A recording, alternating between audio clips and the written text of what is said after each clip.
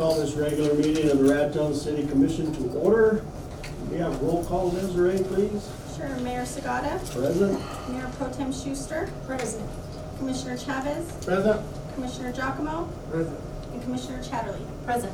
Thank you. Would y'all please join me in the Pledge of Allegiance? I pledge allegiance to the flag of the United States of America and to the republic for which it stands, one nation, under God, indivisible, with liberty and justice for all. Thank you. I'd like to welcome everyone here tonight, virtually and in person. Our next regular commission meeting will be Tuesday, March 9th, 2021, 6 p.m. here in the commission quarters. Next up, we have committee reports from commissioners. Commissioner Chatterley. Okay. The Colfax County Senior Citizens Board met February 16th at 10 a.m. Mayor Sagata reported that the COVID vaccine clinics are going well. They discussed the FFCRA and CARES funding and approved financials. Discussed support of Senate Bill 215 increasing provider reimbursements and Senate Bill 241 increasing North Central New Mexico Economic Development District staffing for planning and project assistance. They continue to far exceed projections for home delivered and grab and go meals. Grab and go meal donations have remained strong. Again, special thanks to our seniors for their generosity in that.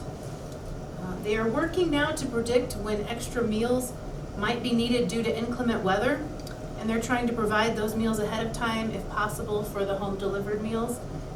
The vehicles that they have currently are unable to make it out in snow and whatnot, and they're waiting on that GOB money for the four-wheel drive hotshot trucks, which may improve their ability to deliver in bad weather in the long run. The Raton Senior Center window replacement project should be underway soon, and they have been discussing plans and procedures if reopening the center for congregate meals is allowed later this year. And the next meeting is April 20th. What about, do it, Mayor? You got Miss it. anything? You got it. Okay. The Outdoor Recreation Task Force met on February 4th from 6 to 8 p.m. Mr. Berry was also present. We discussed potential capital outlay funding for the Sugar Eat Bicycle Trail and the engineering plan for that project. Discussed the need for an at-grade railroad crossing for pedestrian traffic leading into Roundhouse Park and ideas for the Highway 72 I-25 intersection with the merging of traffic there and just the dangers of that bridge, which we know is very narrow. We discussed trail connectivity with the Old Pass, and it was clarified that the city-owned portion of the road is open for step-through hikers and bikers or equestrian use, and permits for vehicles can be obtained at City Hall. It was reported that Colorado Parks and Wildlife has stated plans for seasonal closures to the Lake Dorothy area in the summer, which everyone feels would negatively impact outdoor recreation in our area, and so I believe Mr. Berry is working on that potential issue. It was also reported that New Mexico State Parks Director Christy Tafoya will be retiring in July. It was also reported that Lifetime Fitness is bringing a large gravel grind and marathon race series to Trinidad in the beginning of October. That will be at the same time as the 200-year celebration for the Santa Fe Trail.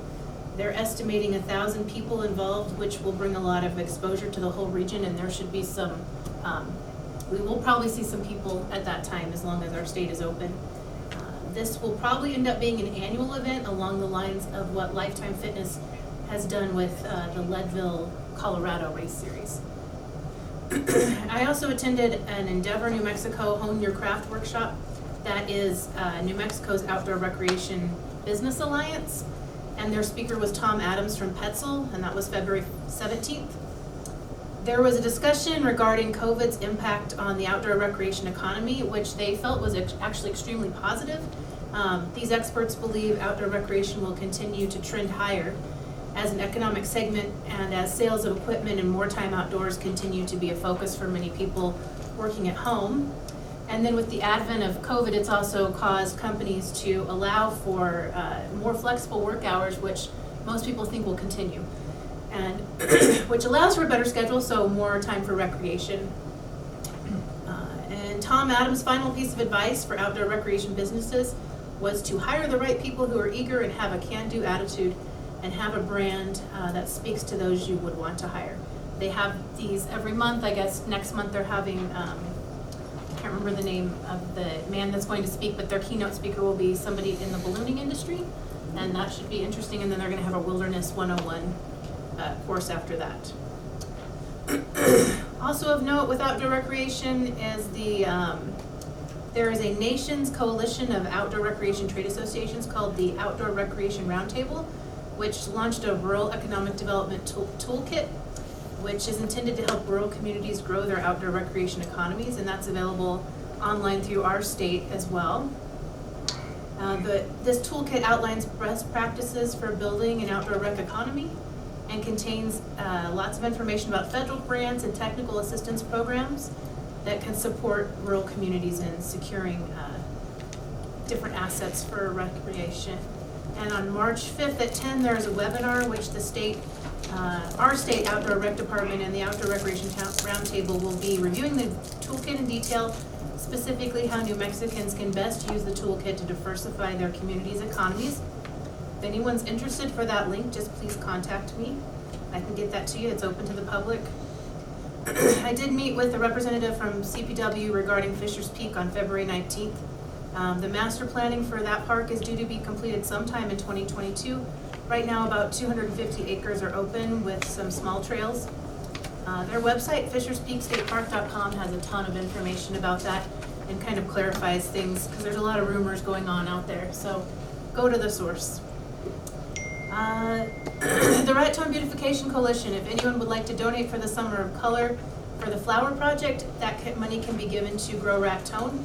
Please make sure to designate the funds for the Beautification Coalition in the memo line.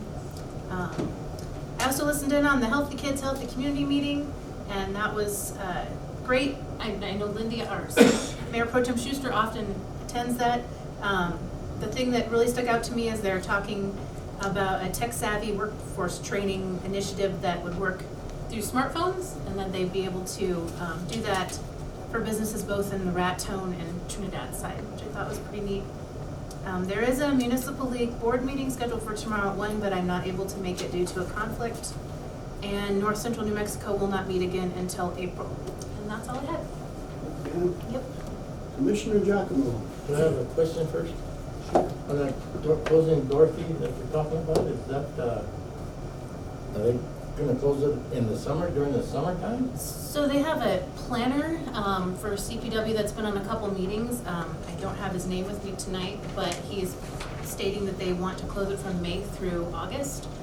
So it's a concern. Mr. Berry is aware of it. I know that we feel the exact opposite. So we'd like that managed for recreation. Thank you. Yep. Raton Public Service, the Board of Directors and Raton City Commission members met a special joint meeting Wednesday, January 27th, 2021, 5:30 p.m. After the roll call was held confirming a quorum of the meeting, we went into closed executive session and discussed pending litigation between Illegal Resource Management LLC and City of Raton and Raton Public Service Company. With the possible settlement, motion was made to enter back in open session after the deliberation and approval of resolution 2021-2. PS Board of Directors recommendation to Raton City Commission to approve the settlement agreement and mutual release between the City of Raton and Illegal Resource Management LLC. The proposed buyout amounts to $2.7 million. And there was no library board meeting scheduled for this month of February 2021. Thank you. Mr. Chavez. The Raton Water Board met on February 16, 21, was attended by Mayor Pro Tem Schuster and myself. At the meeting, we found out Lake Maloya has risen 1.5 feet, and they're operating mainly on the Cimarron water system. The downtown 3rd Street water line project is complete. The lift station project, they replaced pumps and provided 2 spare pumps. And the project had been slowed down due to weather and the COVID-19. Their workforce really got hit with the COVID-19. and they'll complete it by March 1st, they said. When all water employee office employees have been vaccinated for COVID. And then we discussed and approved the water department finances for January 2021. Do you have anything to add to that, Mr. Good Stewart? job, thank you. Financial board, advisory board met on February 18th, and we discussed and approved the finances to be presented to this commission this evening. That's all I have, Mayor. Thank you, Mr. Chavez. Mayor Pro Tem. I have actually no formal reports. I'll just say that the Center for Community Innovation has not had a formal meeting, but they are working with Healthy Kids, Healthy Communities on the toy lending library project together. They've got a nice agreement to work on that together. And you may have heard they've got some nice ads on the radio these days. If you haven't heard them, they're doing some good things. Getting truck driver licenses, I forgot what they're called, CDLs, as well as test taking for getting your high school diploma equivalency. The hospital is every Friday they've been averaging about 700 individuals that they're vaccinating. You guys haven't done any more since that one, have you? We did our second round Second round. yesterday. Yes. Yeah. And today. Yeah, so I think, we have some good statistics on getting individuals vaccinated in the county, and in Raton. And I know KRTN has a link to the website if you haven't registered. Do we have one on the city website? Yes, we do. So if you need to register and you need a link, check out raton.com. And .gov. .gov, sorry, or KRTN website, and you can find those links to get registered for the future. But right now, a lot of people over 70 and 75 have been registered, and people with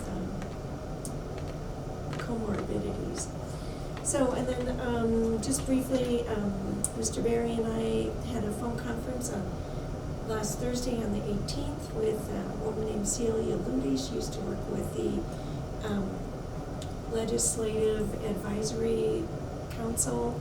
And so she just, I told Scott I learned probably a lot more than he did. He probably already knew most of it, but we learned a few tips on kind of nudging our legislators and on different bills that we want to give them some ideas of how we're feeling. And she gave us some good tips on how to communicate with them. And that's all I have. Okay. That's probably more than enough. Thank you. As for myself, don't even really know where to begin, but New Mexico Municipal League Executive Board met a couple of times in regards to House Bill 4 and Senate Bill 375. Of course, against House Bill 4, but for Senate Bill 375. I'm sure Mr. Brady's going to talk about those here in a little bit. Tomorrow is Municipal Day, New Mexico Municipal League Municipal Day. If you were registered, you've got a link. If not, I think Michael Land made links available to everybody here. That will be between 10 and noon tomorrow. And then, as Commissioner Chatterley stated, there will be an executive board meeting from 1 o'clock to 2 o'clock. It says 1 o'clock to 3 o'clock. Hopefully it'll be quicker than that. I have sat in on numerous committee hearings on specific bills, and it's been really interesting to see how these things are going through. Of course, right now, pretty much party line on a lot of it, so we get what we get sometimes. But I think all in all, the league is doing a real good job in representing municipalities and what is going to benefit us. So I look forward to this last 24 days in the session. So we'll see what happens. And that's all I have for now.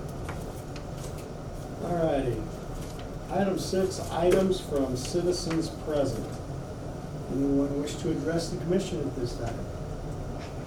Mr. Brewer, please step up there and state your name. Hi, I'm Laura Brewer, and I'm just going to talk about the Raton ambassadors for just a bit.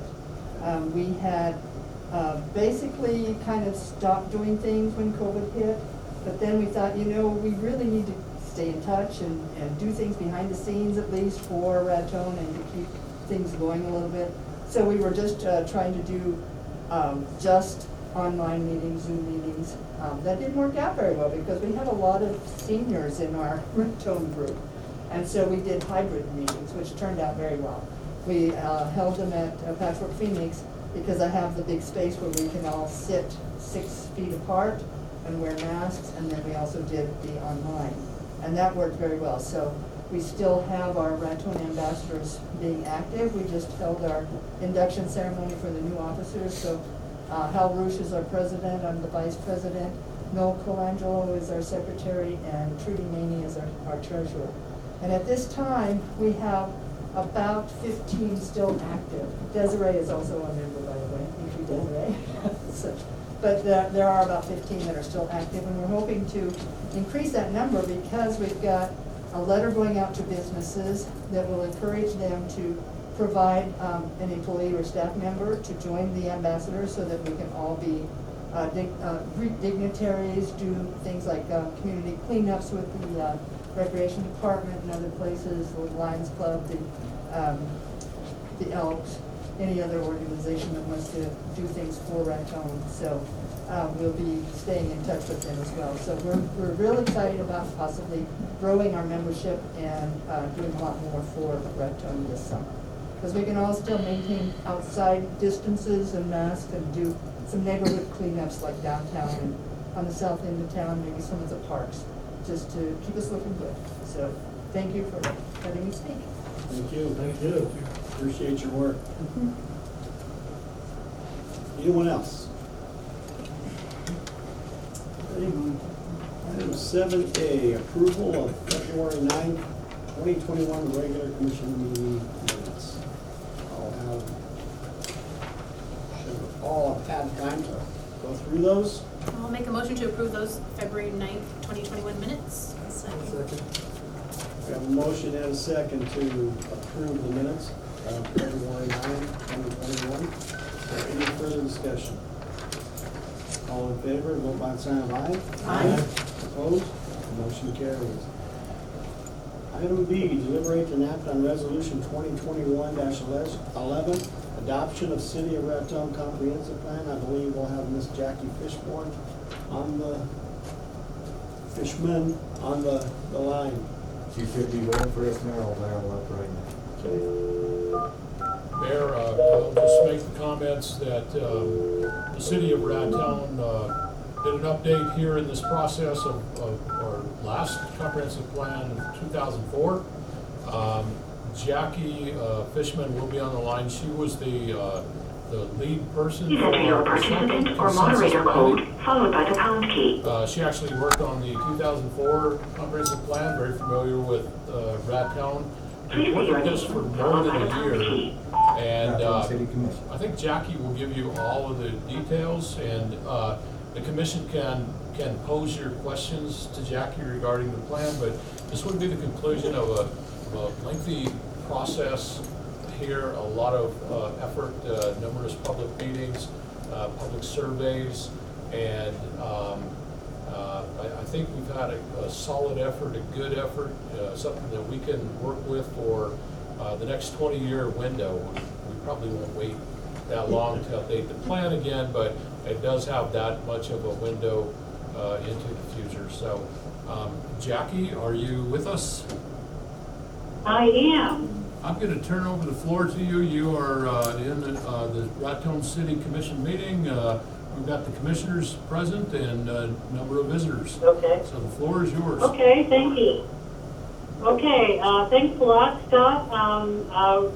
Thank you for having me. I'm down here in Albuquerque at my office, so it's a little different to call in this way, but I'm glad to be with you tonight.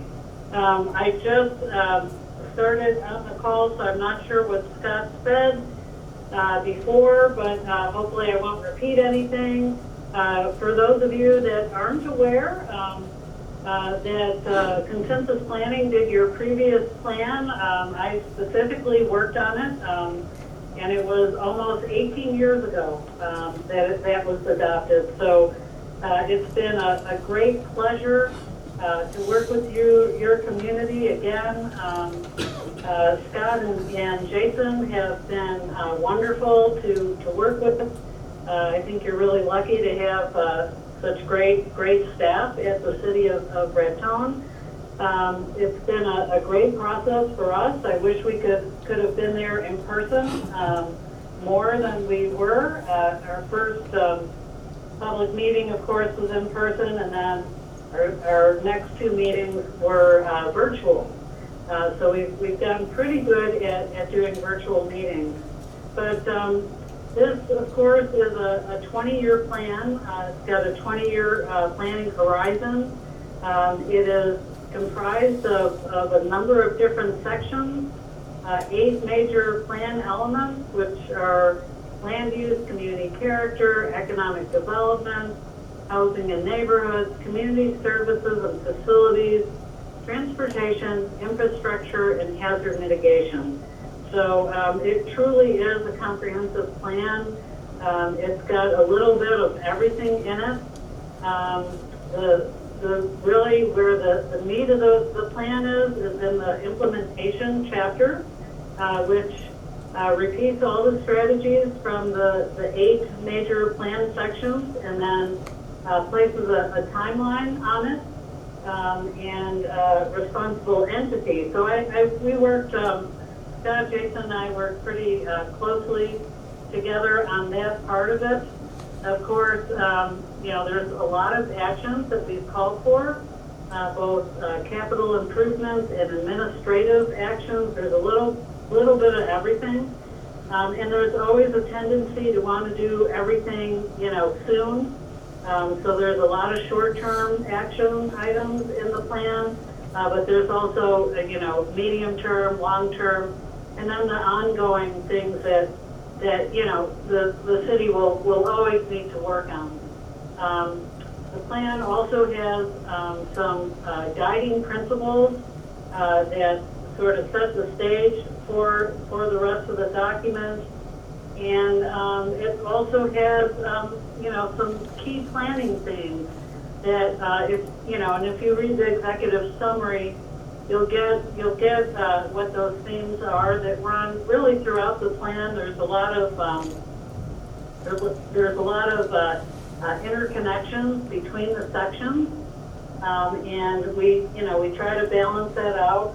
There's, like, for instance, between land use and transportation, or land use and infrastructure.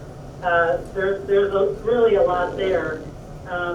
It's been a good process. We worked with the steering committee on this. They were good and gave us some feedback.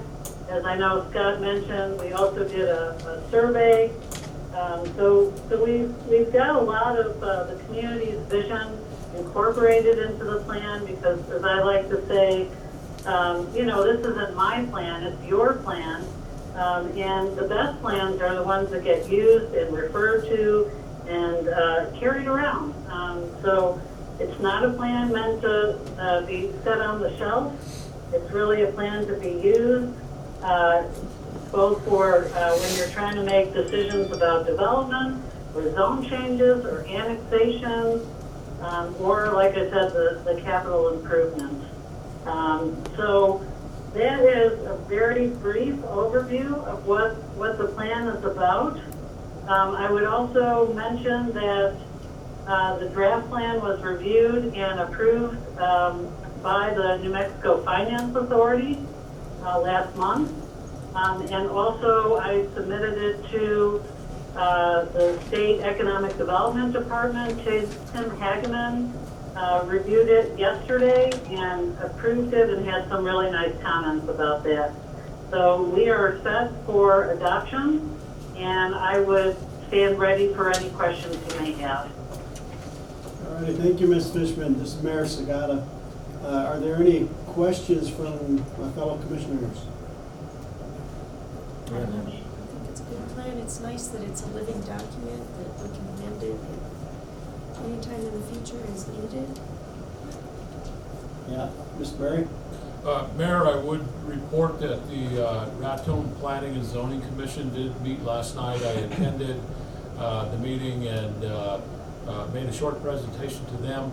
They did unanimously vote to recommend approval to you of the plan as well. And of course, there's a lot of issues that they deal with in both zoning issues and planning issues. And so you have a thumbs up from that commission as well.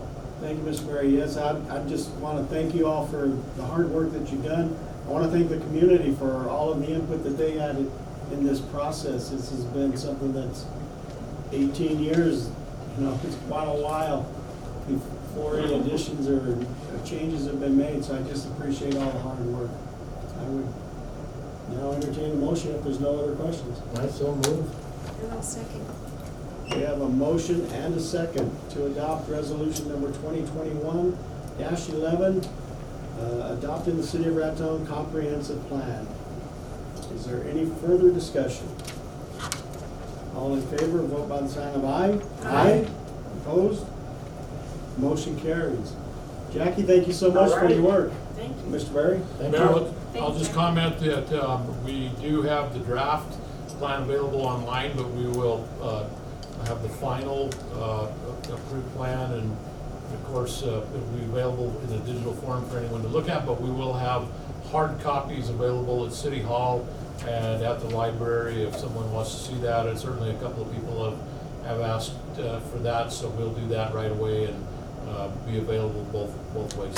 All right, thank you. All right, thank you very much. Have a Thank good you. evening. Thank you. Thank you. Thank you. You too. Item C, presentation regarding proposal for stand-up electric scooters by Mike Butler, Bird Rides Incorporated. Mr. Berry. Mayor and Commission, I have been talking to Mr. Butler on the phone and in Zoom meetings regarding their proposal, which is they are doing an evaluation of starting a business in Raton, and it would be the electric scooters. Generally, you would see these in the major cities, the urban areas, but it is spreading out to the smaller communities at this point. Mr. Butler has asked for the ability to address the commission tonight and the community as far as his proposal for this business development. There is no action contemplated tonight. This will give you a chance to hear the presentation, and it is over the phone. Mr. Butler is currently in Southern California, so he'll be talking to you from there. And you can ask any questions, and then we will contemplate an action at one of the future meetings. And so we'll have a little due diligence to do, obviously, on the proposal. I think the company will have some due diligence to do as well. Jason will assist me in getting Mr. Butler on the phone, so we'll have a similar kind of discussion. He should be joining us any second. I let him know that Jackie was clear of the line, so he has to dial up. Mike, are you there by chance? Should be any second. And Jason will recite a speech that he learned in high school. Oh, score. No. I'm gonna double check the email since we don't have a phone number for Mike to make sure he's good. But. Okay, I would just say that it sat in on the virtual meeting yesterday with the mayor and that. Interesting concept, answered some questions that I had regarding liability and stuff, so it's worth listening to. Yeah. I looked him up and looked at him in Seattle. It showed several communities in Washington State and Oregon. They go 15.5 miles an hour, and I'm like, I already talked to Neil about it. I'm worried about the liability, if it's going to be the liability for us. And I think we asked him that if he already told you, then there's no need bothering him. Hello, Mr. Butler. Yes, how's it going? It's going great. This is Scott Berry, and you are on the phone with the Raton City Commission. We're in the public meeting, so we've got some interested citizens present and the Raton City Commission. And I am going to turn the floor over to you to address the commission, and then they will try to pose questions to you if they have any. So I'll let you proceed. Sounds good. Thank you. Well, I appreciate everyone letting me speak today. I am a representative of Bird. We are a scooter and transportation company that partners with various municipalities across the U.S. and Europe.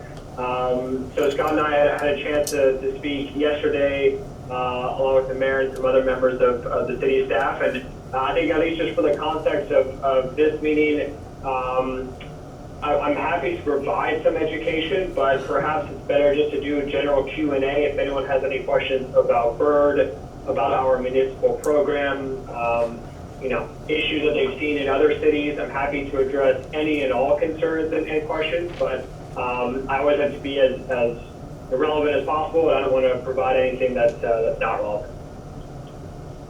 All right, thank you, Mr. Bird. This is Mayor Sagata. Appreciate you taking the time. I'm going to open it up to my commissioners for any questions they might have regarding. You might maybe perhaps before we get started, give us just a little background about how long you've been in business and that, and then we'll go from there. Yeah, absolutely. So Bird, we started as the first company in the world ever to do this idea of shared electric scooters. This happened in 2017. Of course, in the past, there has been the concept of bike sharing, which continues to be something that's been rolled out in many municipalities across the U.S. But we started in 2017, and we were active in one city in Los Angeles. Today, we're active in about 150 communities across the U.S., South America, and Europe. We have about 600 employees globally, headquartered in Santa Monica, where I'm located today in California. Second headquarters are in Amsterdam, so definitely a global company. But yeah, I've been in the business technically as long as the industry has been alive. All righty, thank you. Okay, I'll open up to questions. Any questions for commissioners? Mr. Butler, my name is Ron Chavez. I'm a commissioner here. And could you explain to us how the program would work in a small municipality like Raton, please? Yeah. So how it works in Raton is similar to how we've done in some other cities of comparable size. What we end up doing is first obtaining some type of approval from the municipality. This can be done informally from a letter of approval from the mayor, all the way to maybe an MOU or a pilot operating agreement. But we receive approval from the city. First off, we would agree on a launch date and a number of vehicles. In this case, I would likely guess around 50 to 75 units. Very manageable, very calculated number of vehicles. And then from there, we would perform and conduct some type of outreach for a local operation and a local logistics partner. This person is really critical to the business because they essentially run the infield operations on behalf of Bird. They're hopefully someone that is local to Raton, someone that understands the market, who has some type of community pride, and obviously has the resources and intangibles to run the business. They're able to respond to local inquiries, they deploy the vehicle, they service them, they make sure that they're just in good condition for members of the community to use them. So they're a really, really critical piece of the business. But that's essentially how it starts, kind of from the municipal side to the operational side. Another question on top of that. Liability. Of course, you knew that was coming at you, that we asked you that. Who's responsible for the liability in a business like this? Would it be Bird? Yeah, so what we would do is we could do a couple of things. Probably what's likely in Raton, and again, it's really a city-to-city basis. But we can add the city as an additional insured under our umbrella policy. I have some information that I can send over to whoever's curious about this, all interested parties. But really what ends up happening is the rider's going to assume the majority, if not all, of the risk when they rent one of these vehicles. The same way where someone's going to assume risk if they're on a bike, if they're renting a car, anything like that. So in very, very rare cases is the city actually responsible for this. They're typically indemnified. in those cases. Unless in some cases, and Scott and the rest of the group, we were talking about it yesterday, unless the rider in some incident can prove gross negligence on behalf of the city, that may be the only case. But again, in most cities, they seem to be in a really good position, and likely those scenarios don't really come up. Thank you, I appreciate it. Mr. Butler, this is Commissioner Lori Chatterley. I have a couple questions for you. How does the public access them? Is there an app that they're using on their smartphone? Is there some kind of kiosk, or how does that work? Yeah, so it's a dockless model. Dockless meaning that there aren't kiosks, there aren't set locations. We do that just to add a layer of flexibility in the event that there are events that are happening, farmers markets that are happening, construction that's happening, anything of that nature. So a member of the community would walk up to one of these units that's staged on likely the sidewalk somewhere, and they would use an app. They would use the BIRD application to scan that vehicle, unlock that vehicle, which would essentially turn on the unit, and take it for as long as a ride as they wanted. And it's priced out per minute, so the longer that they take it, the longer it's going to charge them. Okay.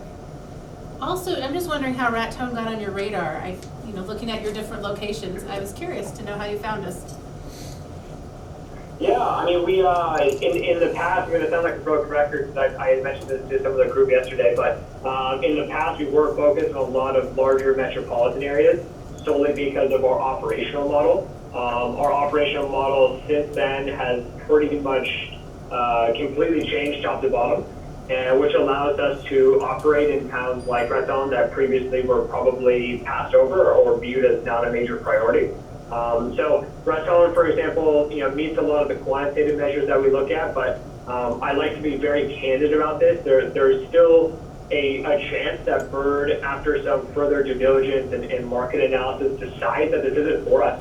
We're a for-profit business. We have a lot of communities that have actually reached out to us and expressed interest in providing this type of service in our community. So we have to weigh that. And so, we use conversations like this to educate our community and see what the desire is for something like this. But I do want to be very candid about the fact that, even if we were to obtain approval, which is likely what we're going toward, that doesn't necessarily mean that we're able to launch in the next month or 2 months. Okay. Thank you. Alrighty, this is Mayor Sagata again, Mike. One question I guess will probably get asked, if someone was interested in being the logistics partner with you, what kind of startup fees are there, or what are they looking at having to invest?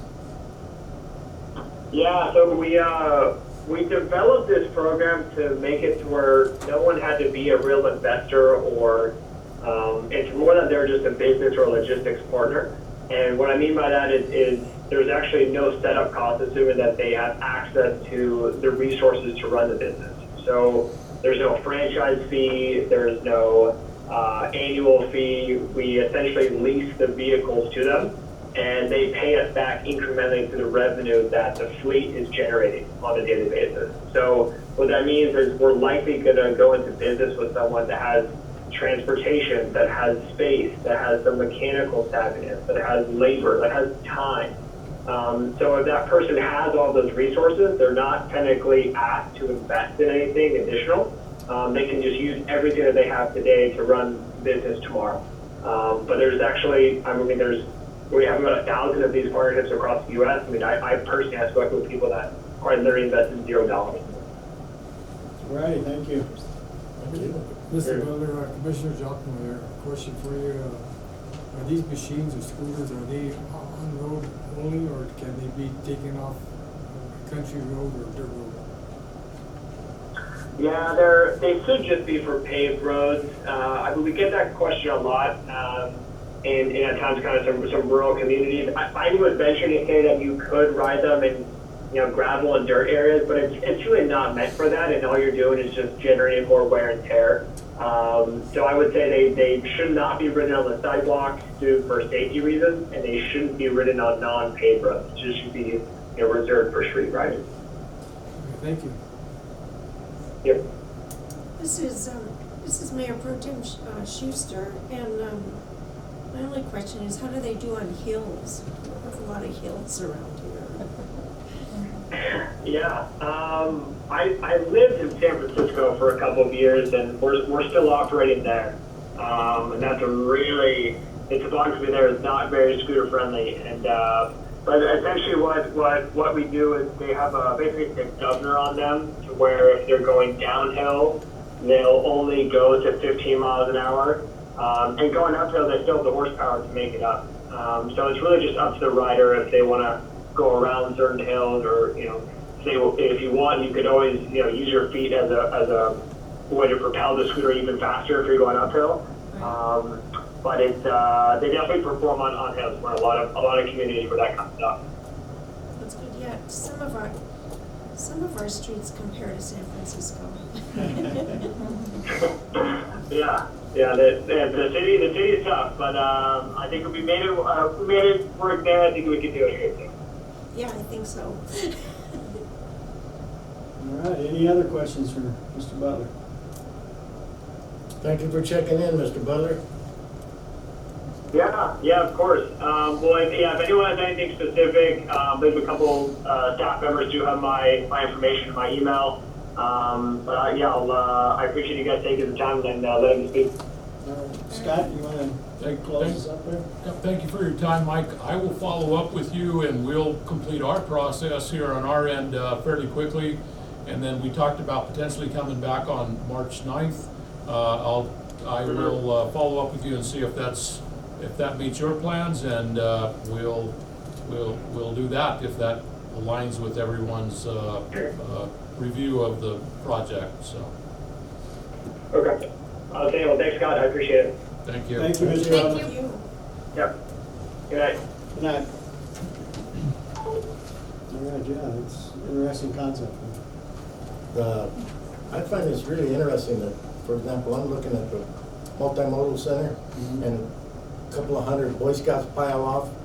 And in the past, they would just stream up and down there, and if I've noticed some people have given them rides to McDonald's. That'd be a moneymaker for whoever's doing that. Right. Especially if we get back, the COVID lets us get back to scouting. I think it's interesting. It is, I think it's something that Shows shows that Raton is out there, we're growing. We're ready to stick our feet into something new, so. And the no fee thing, that's really good for Someone entrepreneurs. wanted to start To start a business, I think we're ripe for the taking right now. Okay, thank you. All right. Moving on, item D, deliberate and act on amendment number 2 to lease agreement between the city of Raton and Colin Piney, the Blue Dragonfly Brewing LLC, and Jason Bennett. Mr. Berry. Mayor and Commission, the Commission did approve a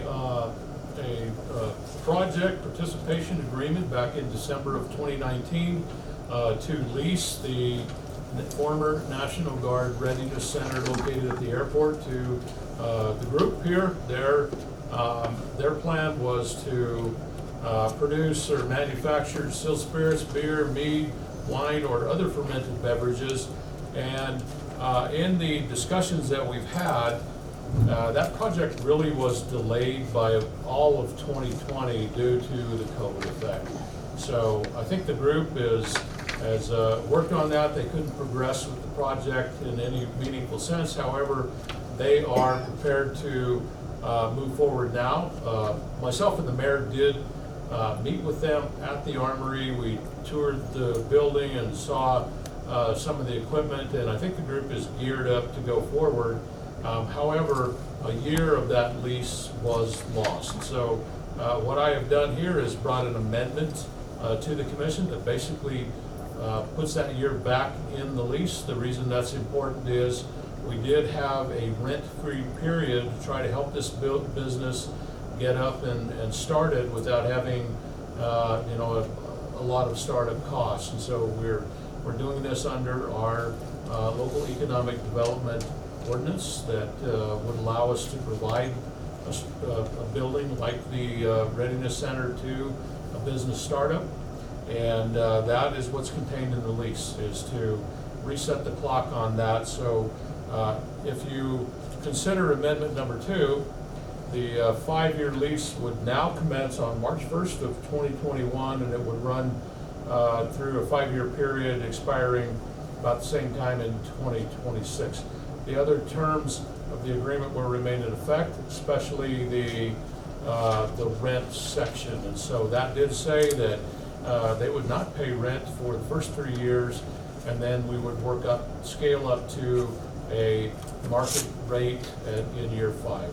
And hopefully by that time, the business is successful, working, we have employment, and that would not be a burden on that business. All right, thank you. Any questions for Mr. Berry? Like he did mention, I did tour the facilities with him. We've got the equipment in there. It's impressive. And some of the ideas that Colin was talking about, possible other ventures, sounds really promising. So I was impressed. I would say that the concept is a production scale facility for export. Yeah, we have one facility in town now that really is local usage, but this is on a bigger scale to export product. And I think that also a cooperative type of use facility would be anticipated, where other manufacturers would come in and share the facility. So that would be our expectation as that will develop. Well, I will move to approve amendment number 2 to lease the agreement between the City of Raton and Colin Tawny, Blue Dragonfly Brewing LLC in Jason. I'll second. We have a motion and a second to approve amendment number 2 to the lease. Is there any further discussion? All in favor, vote by the sign of aye. Aye. Opposed? Motion carries. Item E, deliberate and act on recommendation for award of RFP contracts for specialized legal services. Mr. Berry. Mayor and Commission, we did draft up an RFP for these services, and as it's stated, these are for specialized legal services. Under the statute that applies to this, a contract exceeding a certain dollar amount for professional services can run through a 4-year term. And the proposals that we got were for legal services that have been provided over the past 4 years, and we reached the limit on that 4 years, and it does exceed the dollar amount that's specified in the statute. So this would really be a renewal of contracts that we have for specific legal services. Included in that would be legal services related to water rights and water resources, litigation, and also consulting to our municipal electric utility. There is another category that I added in here that we have not had under contract before. That would be in the area of land use and property redevelopment. Upon your approval and execution of these agreements, I would ask the attorney to review the draft vacant building ordinance that we talked about a couple of months ago, get a legal review on that, and then bring that back to the commission. As a part of that, when we talked about that, we said that that is kind of an overall strategy for cleanup of dilapidated properties, vacant buildings, and problem nuisances that we have in town, and we would use additional services on various aspects of that cleanup program. At this point, you have a recommendation from the city clerk, our Michael Ann Antonucci, who is also our chief procurement officer. And Michael Ann, I don't know if you want to kind of summarize the recommendations here or the process for the selection.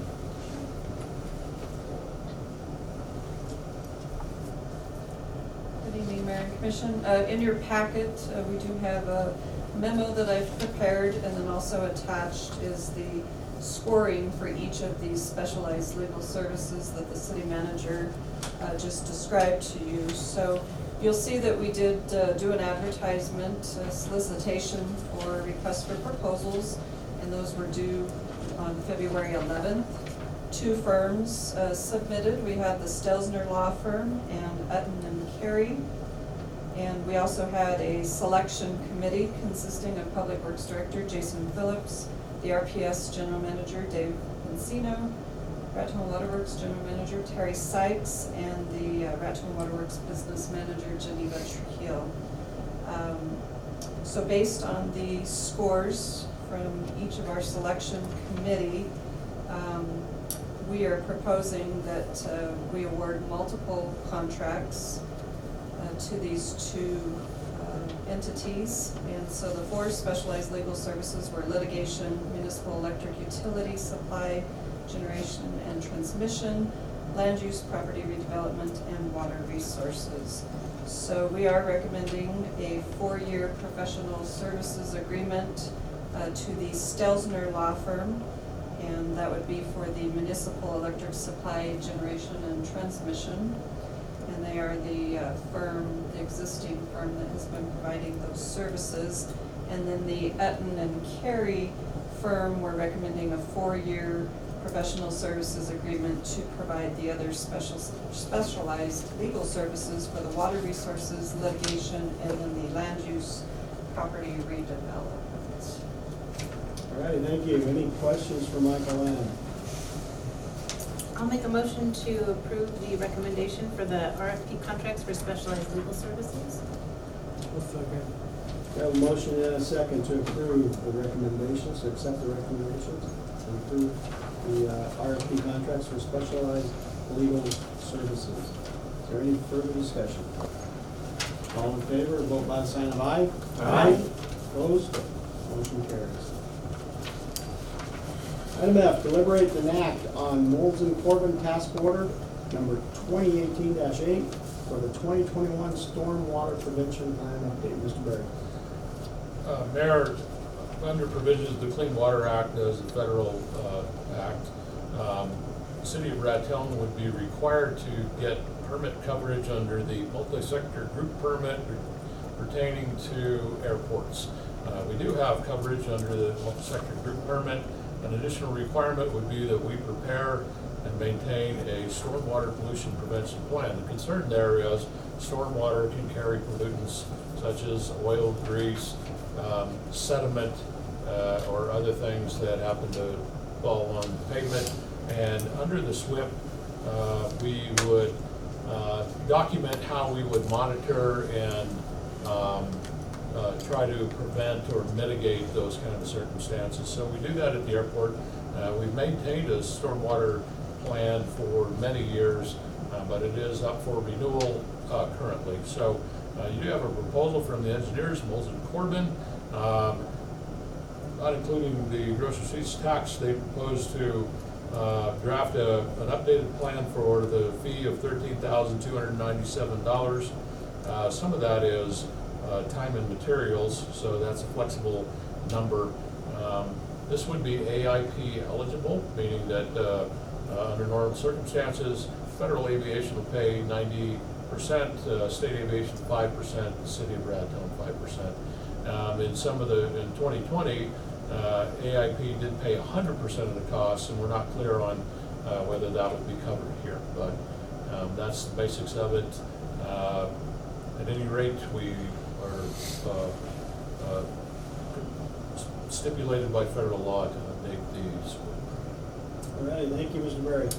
Any questions, comments for Mr. Berry? Make a motion to approve? I'll second. I have a motion and a second to approve the Moulds and Corbin Task Order number 2018-8 for the 2021 Stormwater Prevention Plan update. Is there any further discussion? All in favor, vote by the sign of aye. Aye. Opposed? Motion carries. Thank you. Item G, deliberate and act on Archuleta Construction LLC change order request number 4 for the Solid Waste Convenience Center project. Mr. Berry. Mayor and Commission, just a progress status update for you on the project. We had taken sealed bids in 2020 for construction of the building, and the specification really was limited to a preliminary grading plan and construction of the building. We are wrapping up that construction currently. There's not very much remaining except the placement of several pieces of equipment and electrical work. And so the electrical work, I would place at about 50% complete. Now, I would think that within about 10 days, we'll have the electrical work complete and we will be wrapping up the project. However, there is additional work that was not contemplated at the time because we needed we had some grant money that needed to go quickly. We had loan proceeds that we wanted to get to work on. And the additional work would not be covered by grant funds, and it would not be covered by the loan proceeds. And so we're contemplating using enterprise funds for the task that I've listed in change order number 4. That would consist primarily of the construction of a reinforced concrete retaining wall around the west side of the building and the south side of the building, actually on a 75-foot offset. And it's a fairly tall wall. It's ranges from 8 foot to about 10 foot in height, so, and is more than 400 foot in length. That's a very large project. Also, we've asked the contractor to look at construction of a roll-off pad and do a final grading plan. There's quite a bit of earthwork that needs to be completed until we have the site fully functional. So while the building would be complete, we really need to incorporate these site improvements to make the building fully functional. The contractor came back with a price, and I have, you have his proposal in the back. We've adjusted that and agreed on an amount $257,250. That is including grocery receipts tax. Once again, we would go to the Solid Waste Enterprise Fund for that. Now, we have some additional work that I have told most of you about. We'll work on that as well. It will consist of fencing, restrooms, office space there, some security cameras, and a couple of other pieces of equipment. So I'll work on that. In the meantime, we'll get back to you on that, but our sled construction is ready to start on construction of the wall following your consideration. Thank you, Mr. Murray. Questions, comments? I'll make a motion to approve the Archletic Construction Change Order Request number 4 for the Solid Waste Convenience Center project and authorize Mr. Berry to sign that. I'll second. We have a motion and a second to approve change order request number 4 for the Solid Waste Convenience Center project with the authorization going to Mr. Berry. Is there any further discussion? All in favor, vote by sign of aye. Aye. Opposed? Motion carries. Item H, deliberate and act on resolution 2021-12, NMDOT Local Government Road Fund Co-op application 2021-2022. Mr. Berry. It's that time of year annually where we get an invitation to submit an application for funding under the Cooperative Agreement Program. That's under the Local Government Road Fund of the DOT, and the date is coming up in mid-March. So I would ask for the Commission's consideration of this, and what I would ask for is your approval of the resolution. What you're doing by approving or considering the resolution is committing 25% of the construction cost. In this case, I've identified once again, as we have the past 2 years, that we would like to do some reconstruction work on Kearney Avenue. That is a heavily trafficked street that serves a large residential area. It's a street that has a lot of distress. It's been a long time since that's been worked on. And so we would look at a milling and overlay type process, fix some broken concrete on that. However, Mayor and Commission, I've also thrown in proposed work on East Colfax Avenue. So that brings the proposed project to a total of $200,000. Your obligation would be 25% of that, or $50,000.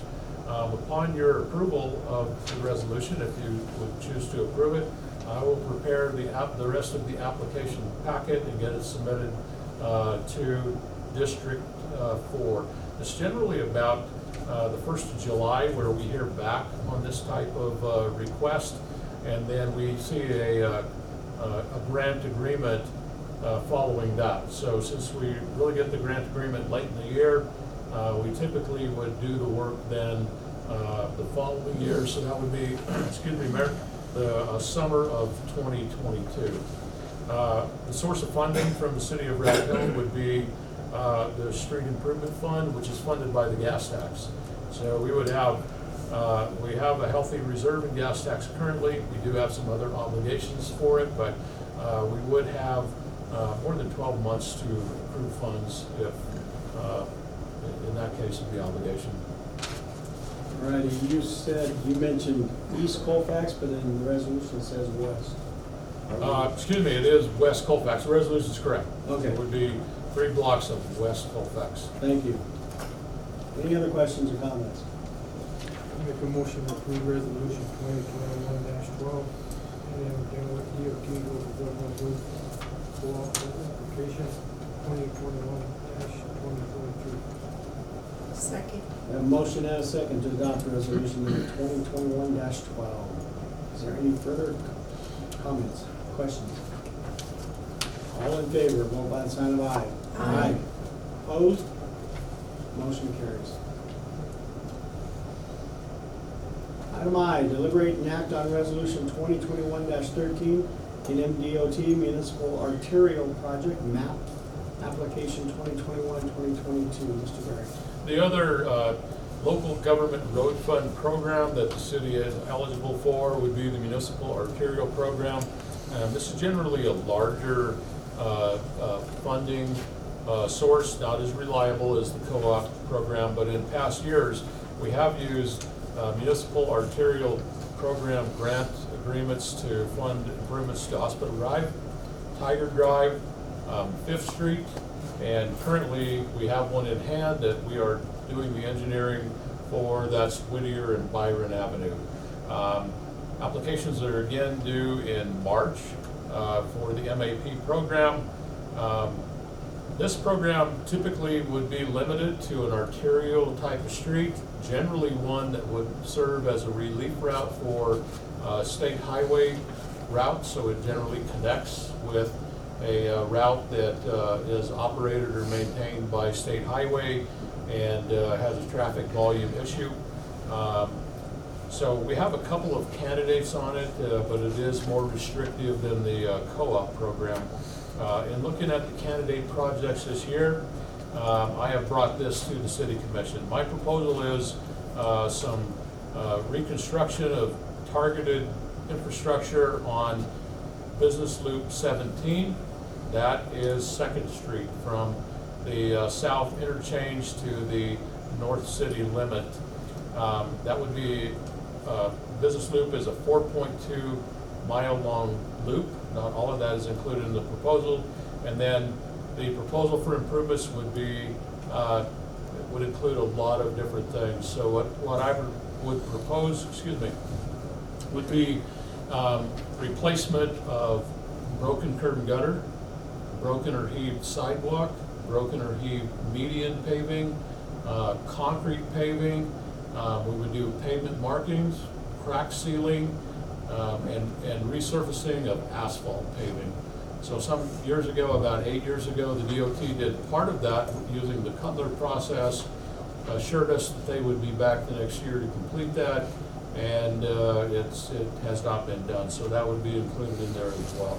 So really my intent is everything that you see wrong on 2nd Street as you drive up and down the length of it, we would try to fix under this. I've come up with an estimate of $500,000 to perform that work. Again, your consideration of resolution 2021-13, you would commit to 25% of the project. That would be $125,000, and we would go back to the gas tax again for that. All righty, thank you, Mr. Berry. Any questions, comments?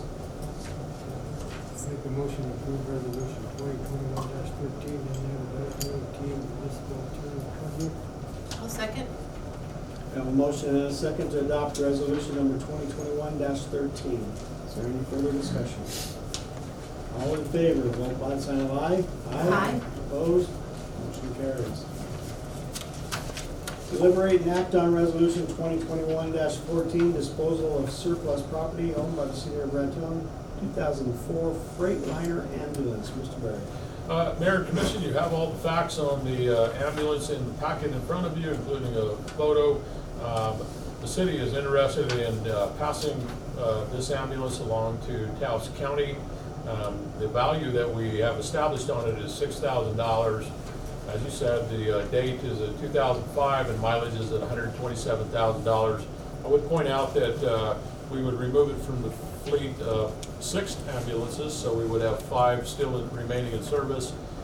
This Freightliner, due to the nature of it, is difficult for us to work on and find parts for because of the engine and because of obsolescence.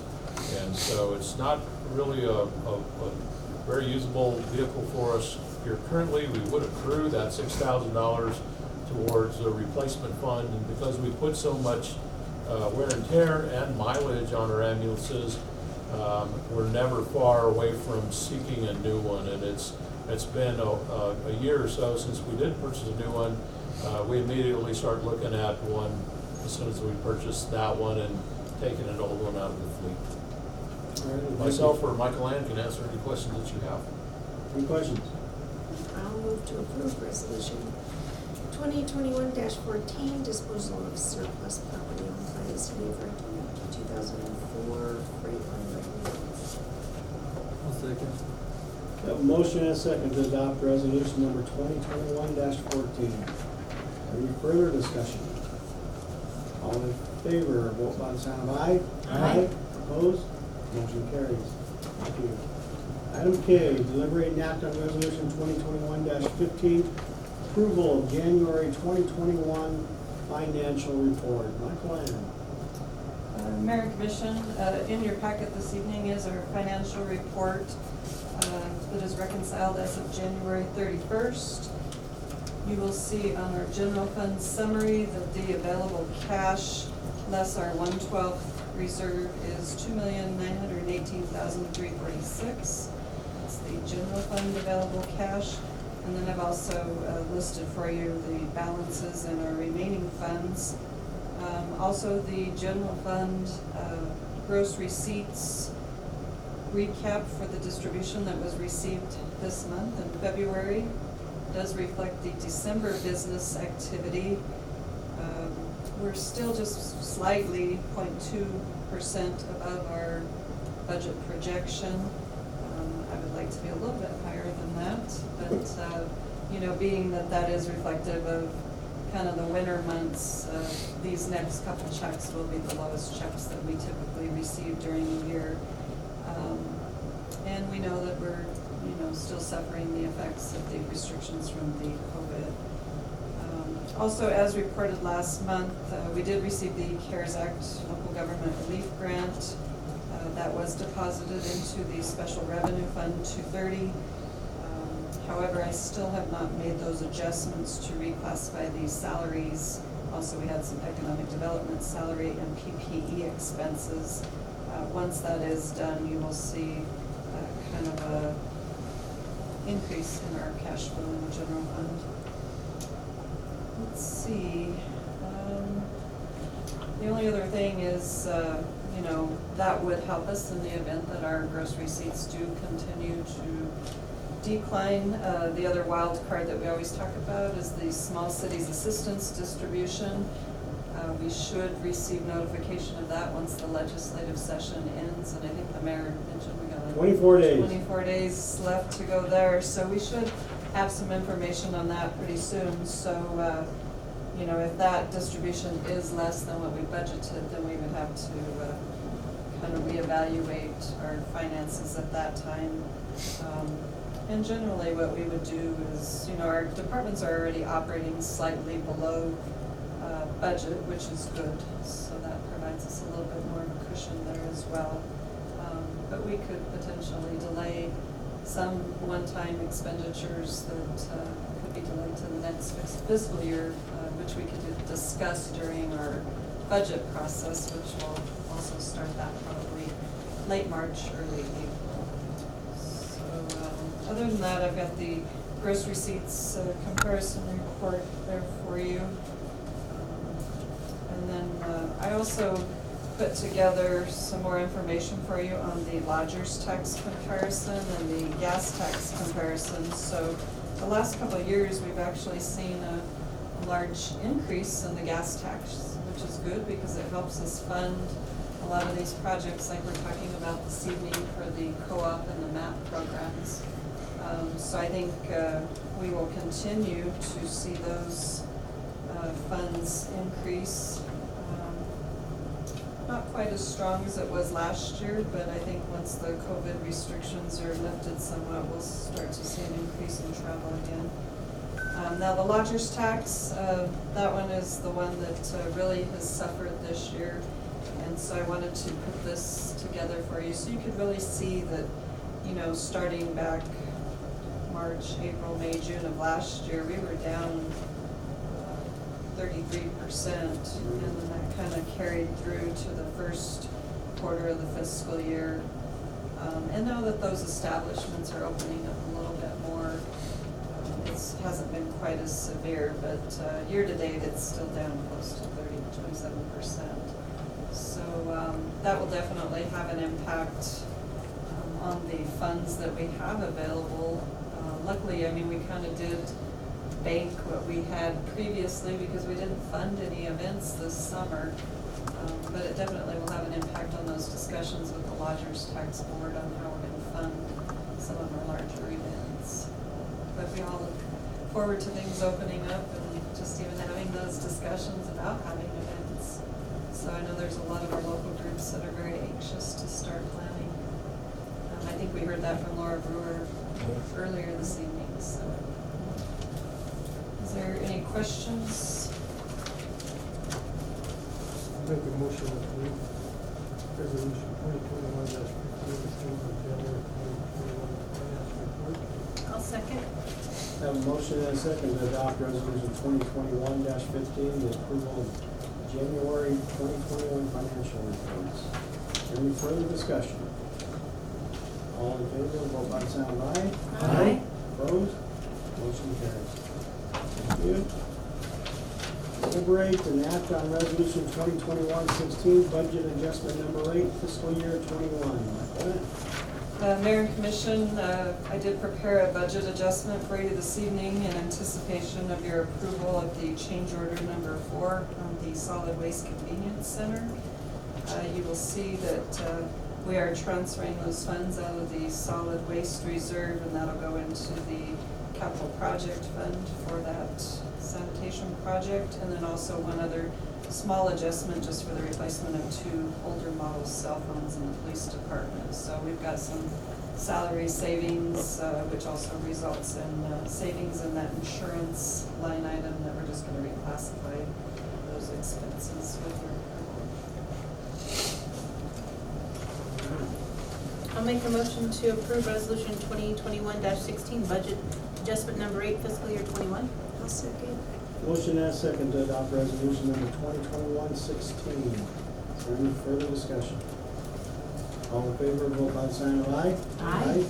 Opposed? Motion carries. Thank you, ma'am. As usual, good job.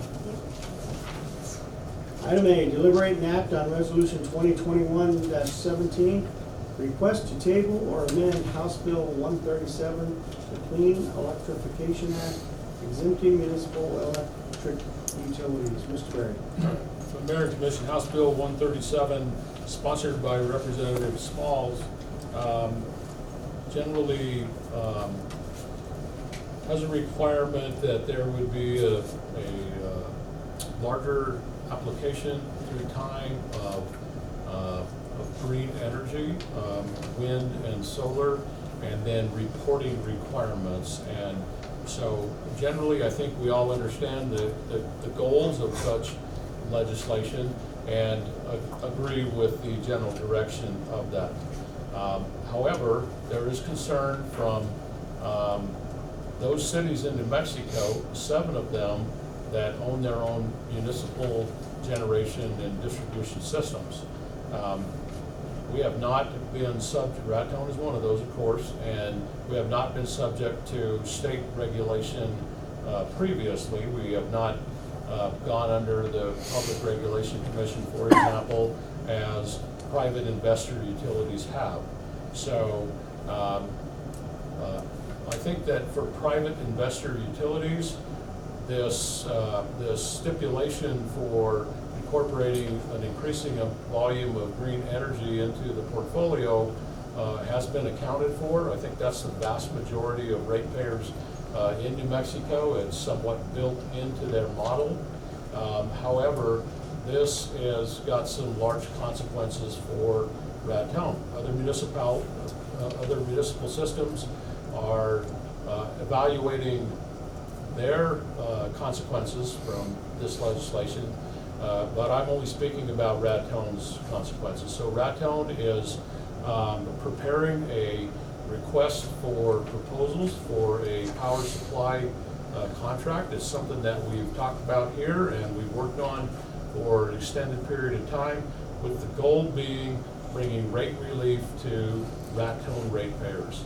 We feel like we've been in an over-the-market contract. Our rates have been higher than what we would like or what we would hope for, and we've tried to bring rate relief to our citizens here. We've got a competitive situation for supplying that power that we see right now. However, if this legislation were to take effect, we think that most of that competitive response that we would look for would not propose. They would not enter into this type of a deal with the city of Raton, and I'm not sure what would be available for us then to go to for a power supply contract. Not operating in the general community would not be a good option for Raton. When you rely on a very localized grid or very localized generation, there are those times that turns out very bad for you. And I think the textbook example is what's happened in Texas during an unexpected cold snap. They really had nowhere to turn because Texas is a big state, but that's a very localized system. And so it's a matter of reliability and security, which our power users want the right rate, but they also want that reliability built in. That's what the purchase power agreement does for you, and our efforts have been at that to get the best rate that we can. Now, we anticipate that over time we will build in a greater amount of green energy, but I would say that it would be very punitive to our local ratepayers to meet the provisions of House Bill 137 as proposed. And I think that those other 7 communities feel that way as well. Now, the other group that would be affected would be cooperatives, like the Springer Electric Cooperative. They operate a little differently. There are some interstate commerce questions along with this legislation, and that would apply to us and to the co-ops, and that really has not been discussed or vetted. Now, I will tell you that this bill was developed really without input from municipal entities, and I can't say that for the co-ops, but I believe that to be true as well. So my concern, and it would be the concern of Raton Public Service Company, we've had an outreach to other municipal systems during the week, would be that we would like to see the munis at least exempted from this bill. I'm sure co-ops are asking for that as well, but we would like to be exempted until we have a chance to discuss this with the group that is advocating for it and the sponsor. We have not had that opportunity to talk about the impacts of this. And so I have drafted this resolution for your consideration, in which we would ask that the bill be tabled or it be amended to exempt municipal utilities. I'll answer any questions. All right, thank you, Mr. Berry. Any questions for Mr. Berry? And this is one of those bills that no bueno for us.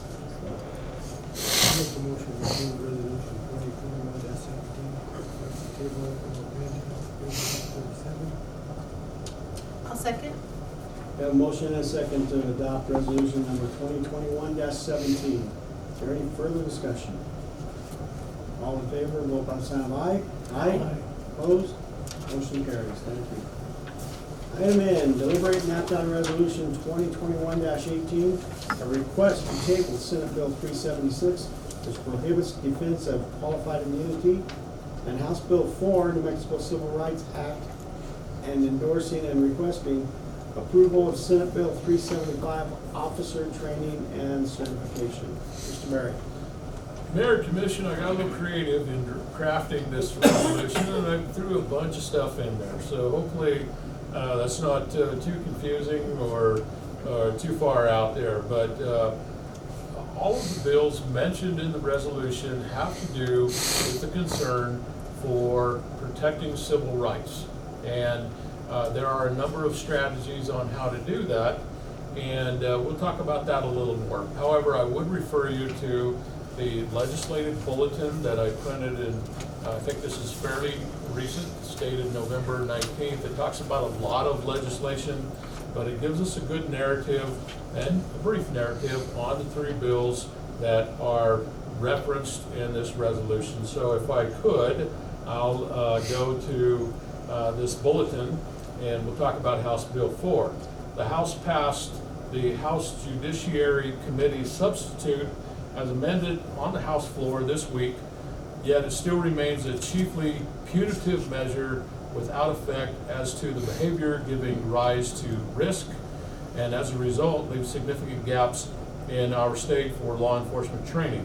The language in the substitute introduces a $2 million cap, but limits the cap to each claim, allowing for multiple plaintiffs to leverage a shared event to stack the caps, or a singular plaintiff to use individual occurrence to accomplish the same result via alleging multiple claims therein. I'll jump down to Senate Bill 376, the discussion in the legislative bulletin, and I would point out that this is prepared by the New Mexico Municipal League. The New Mexico Municipal League is our risk management, our self-insurers fund. So they're coming at it from a risk management perspective. Senate Bill 376 will increase the litigation costs associated with the defense of claims brought under the Tort Claims Act, and will successfully reset the value on many near cap claims. By increasing sublimits for real property, medical expenses, and other damages, the bill introduces a new cap of $2.8 million, nearly 3 times the current statutory cap that already exceeds most other states in the Southwest. While a specific increase cannot at this time be projected, just 5 cap claims a year could net an additional $8.75 million in potential recoveries alone, in addition to a cost of defense that will now include reasonable attorney fees. As a result, insurance rates are certain to increase in future years. The resolution 2021-18 generally opposes those two pieces of legislation, House Bill 4 and Senate Bill 376, based on the analysis that I just read to you.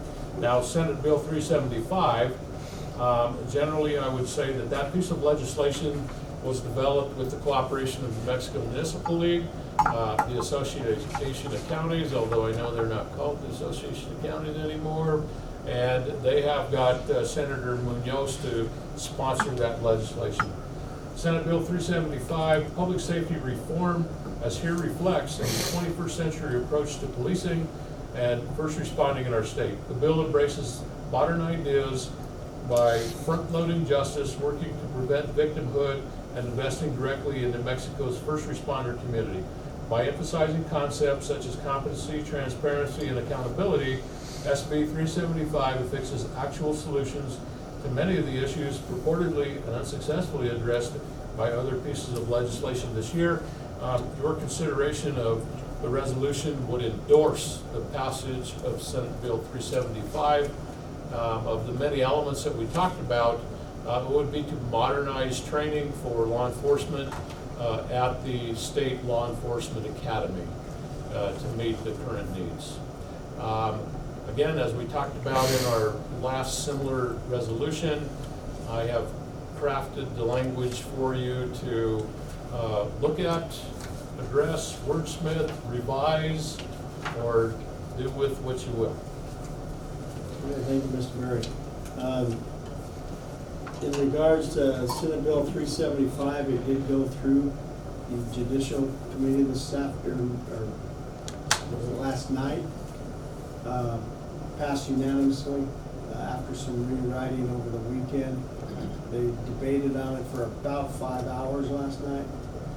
So it did go through with some corrections and modifications over the weekend. It does have the backing of the Police Chiefs Association, and also not just coming right out and saying it, but the state police chief has also supported this. So he's got pretty much got the governor's blessing, so that way it's going through. House Bill 4, of course, revisions, it's moving along. Same with 376. Any other questions or comments from Mr. Berry? I'll make a motion to approve Resolution 2021-18, request to table Senate Bill 376, prohibit defense of qualified immunity, and House Bill 4, New Mexico Civil Rights Act, and endorsing and requesting approval of Senate Bill 375, officer training and certification. I'll second. Motion and a second to adopt resolution number 2021-18. Is there any further discussion? All in favor, vote by the sign of aye. Aye. Opposed? Motion carries. Thank you. Item O, City Manager's Report. Mr. Berry. Nay. Oh, Oh, okay. sorry. What's the matter, Mr. Jevis? Nothing. All right. Thank you, Mayor. Referring back to the legislative bulletin, this has good information on the last pages about bills of interest to municipalities as identified by the Municipal League, so it gives you a little information on it. One of the things that happens at Municipal Day, as the mayor stated, is conducted tomorrow, is the staff of Municipal League will provide us all a more in-depth analysis of the legislation and where it stands. And so there's a lot of legislation in this 60-day session. There's a lot happening. They have made it easy to follow on Zoom and online, but there is quite a bit going on. So we'll have a more in-depth discussion on legislation of interest at that tomorrow. For any commissioner, if you're interested in coming down to City Hall and viewing that over Zoom, certainly we have plenty of room for everyone to come down and we can do that.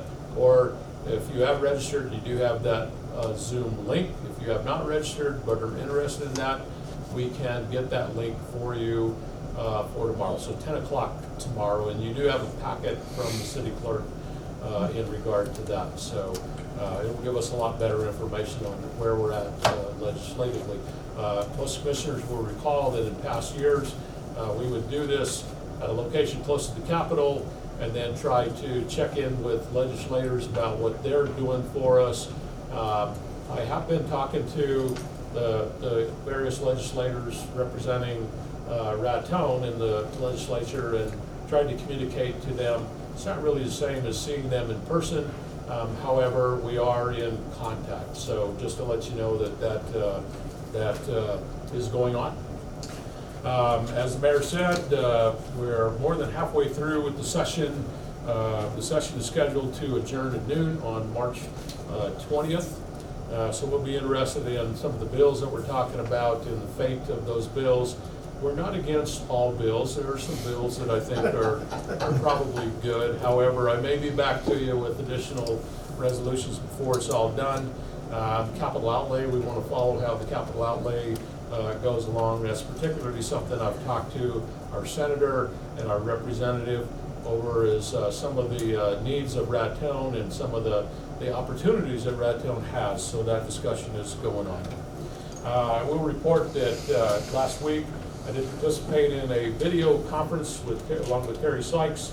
That included personnel from the State Engineer Office, their Dam Safety Bureau, and AECOM. Those are our engineers on the Lake Maloya project. You'll recall that back in the fall or the late summer, we did some geotechnical work and seismic evaluation on the dam. The engineers have completed their report. They're in the process of submitting that to the state engineer. In particular, we're looking at that to determine a project regarding spillway capacity and improvement of outlet works on the dam. So we're still a ways off on that. Just because we had the conference, I would tell you that we still have a long way to go, but the communications is open and the engineers have done some work and we will proceed along with that. I think that's important because we would anticipate that there could be some infrastructure money through federal channels, and as we talked about, Lake Maloya is very high on the list of dams in the state that need some improvements, so we're working towards that. I did meet with Colfax County, and we talked about the road typically called Gardner Road or Red River Road. That's the road that would go near the golf course. So the county is working on the bridge on Gardner Road. They have had it closed for an extended period of time. However, they reported to me that they anticipate completion of construction of the bridge and the reopening of the Gardner Road, and they wanted to discuss the piece of road that is adjacent to the golf course or the driving range. Those of you that have been there in recent years know that that is formerly a state highway. It was asphalt surfaced. It was abandoned by the state highway, and no one really picked up maintenance of that.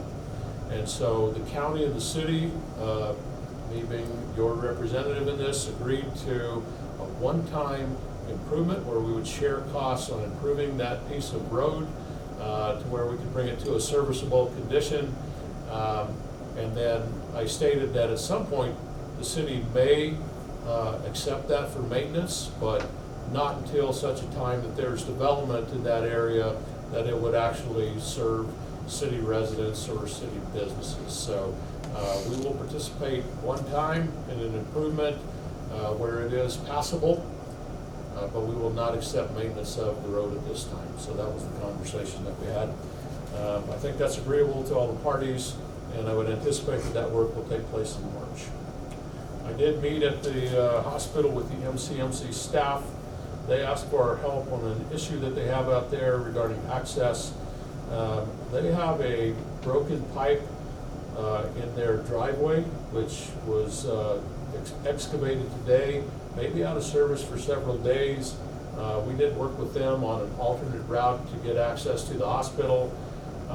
That alternate route would be off the I-25 frontage road. Some of you will remember that years ago there used to be a hospital access there. We did some restoration work on that. If the excavation and the pipe repairs continue through the week, that would impact people that are going to the hospital on Friday for the vaccine. So I would put out the notice right now that it might be repaired by that time or maybe not, but we do have the alternate access available on the I-25 frontage road located to the east of the hospital. Lastly, I'll follow with, there has been a general concern or discussion about the housing stock in Raton. We do plan to convene the housing task force. The mayor has set up a phone call on Thursday evening, and also we'll have other stakeholders around Colfax County. You remember we participated in the affordable housing plan sponsored by Colfax County. It included all of the county.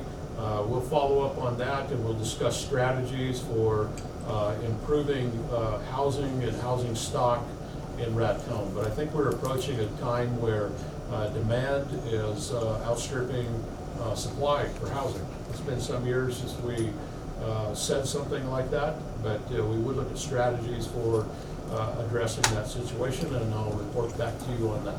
That's all I have, Mayor. All righty, thank you. Any other comments this evening, Mayor Chatterley? Commissioner Chatterley? Nothing, thank you. Commissioner Giacomo? Commissioner Chavez? Mayor Pro Tem Schuster? And I have nothing as well. We thank you all. This meeting is adjourned. Thank you.